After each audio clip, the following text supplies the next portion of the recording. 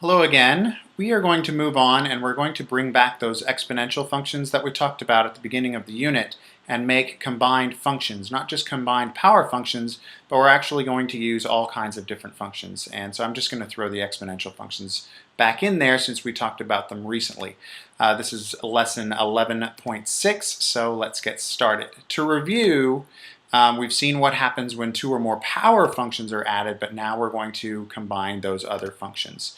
So let's see what happens. Here's an example where I've got some polynomials and I've got some exponential functions in there as well. So there's my function. I've drawn the graph. So I'm just going to go through the MADI process by looking first of all for the minimums and the maximums. There is one minimum at 0.308 and 0.425, and there are two maxima, one at negative 0.448 and 0.636. The other one is at 1.18 and 1.14.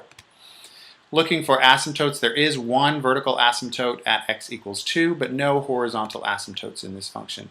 No discontinuities, no holes. The domain, all x's are in this function except for x equals 2, where the vertical asymptote is, and all y's are involved in this function.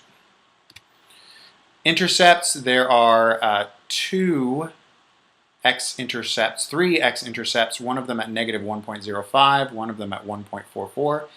The last one at 2.30, and there is one y-intercept at y equals 0.5. So 4 intercepts total in this graph. And then if I'm looking at end behavior, if I go very, very far left, then the function goes very, very far down. So as x goes to negative infinity, y also goes to negative infinity, and that explains the arrow that goes down and to the left.